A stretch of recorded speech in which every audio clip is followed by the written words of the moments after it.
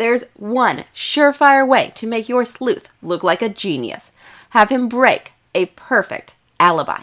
In this video, we're going to explore the perfect alibi used in Knives Out, and we're going to arrive at 4 distinct ways that you can break it in your mystery novel. The alibi used in Knives Out is what we call a no access alibi. In this kind of alibi, the villain doesn't worry about establishing his own whereabouts at the time of the crime. Instead, he works to establish the fact that the victim was in a location to which the villain had no access. In Knives Out, our heroine, Marta, is a nurse tending to the medical needs of Harlan Thrombey, elderly mystery writer and patriarch to a deeply dysfunctional family. When Marta accidentally gives Harlan the wrong medicine, she realizes she has only 10 minutes before he suffers massive heart failure. Harlan knows he can't be saved, even if they call for an ambulance immediately, and he's determined that his last act will be to prevent Marta from being convicted of his murder. He instructs Marta in the construction of a perfect alibi, and the advice he gives her allows her to time shift his murder. When we time shift a murder, we make it seem as though it occurred earlier or later than it actually did, and time shifting is one of the 4 ways I know to break a no access alibi. So here's the timeline that Marta constructs with Harlan's instruction. Harlan dies a few minutes before midnight, then Marta leaves the house at 12, being sure to mention the time. God, it's midnight already. And effectively beginning her no access alibi. Since family members are downstairs, it's assumed that Marta can't re-enter the house without being seen. Then she sneaks back onto the property and gets back into the house by means of a hidden window. Finally, she dons Harlan's clothes and goes downstairs to establish his presence in the house around 12:20 a.m. Dad, go back to bed. This appearance time shifts the murder, making it appear as though it must have happened after 12:20, well inside the window of Marta's alibi. This movie demonstrates not only time shifting, but also my second method of breaking a no access murder, gained access. In a gained access murder, the villain sneaks into the location to which they supposedly have no access by unexpected means. That's what happens when Marta climbs the trellis. Notice that her alibi would work just fine if Marta, actually intending to kill Harlan, had left the party while he was still downstairs, then used the hidden window to re-enter the house. The murder in this case wouldn't be time shifted, but because no one thinks Marta has access to the house, she can kill Harlan undetected. If you're enjoying this video and it feels like it's giving you the opportunity to create great mysteries, please smash the like button, and then let's talk about a third way to break a no access alibi using an episode of Monk called Mr. Monk Meets Dale the Whale.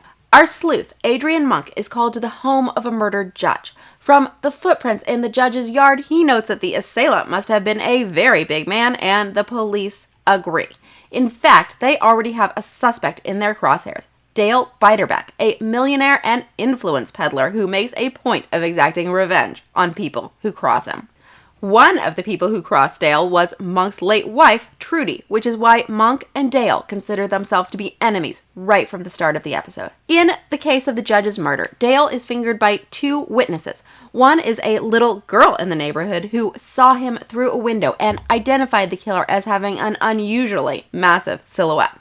And the other witness is the victim herself. Does he have a weapon? Are you being threatened? He doesn't need a weapon. He's Dale Beiderbecke. But there's a problem. Dale couldn't have done it because he is morbidly obese and bedridden. So the entire world outside Dale's bedroom is an inaccessible area to him, and yet the clues, not to mention Dale's gloating attitude, keep pointing in his direction. So how did he do it? Well, he did and he didn't. Dale blackmailed his doctor into committing the crime on his behalf. The doctor broke into the house wearing huge boots so he would leave footprints that might be mistaken for Dale's. Then he killed the judge, called 911 and impersonated her voice, and just to be sure that suspicion swung in Dale's direction, he put on a costume and made sure that he was seen through the window by an eyewitness. Why set up these clues all pointing to Dale? Well, it was a matter of malice and pride. Dale wanted to get away with murder and rub Monk's nose in it.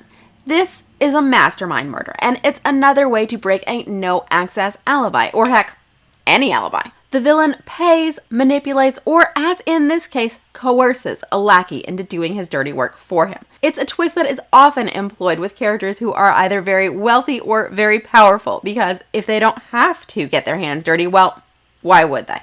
But it can also be executed by a villain who is especially clever or perhaps especially seductive.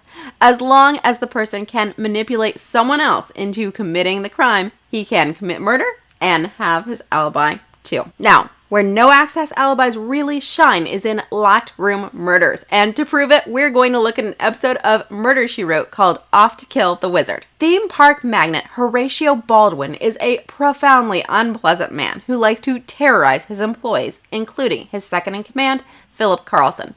One evening, park security hears a shot from inside his office and they can't get in. The door has been locked from the inside.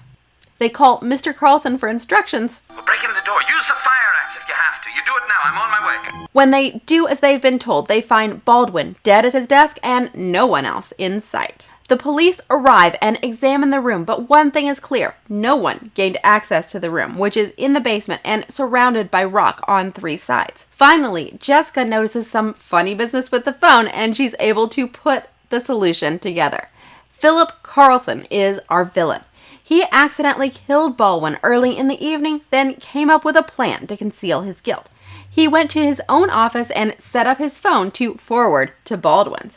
Then he locked himself inside with the body, disconnected the bell on Baldwin's phone so that it couldn't be heard ringing, and fired the gun into the dead man's temple. When the security guards called Carlson for instructions, their call was forwarded to Baldwin's office, where Carlson picked it up. He told them to break down the door, then he hid behind a large piece of furniture.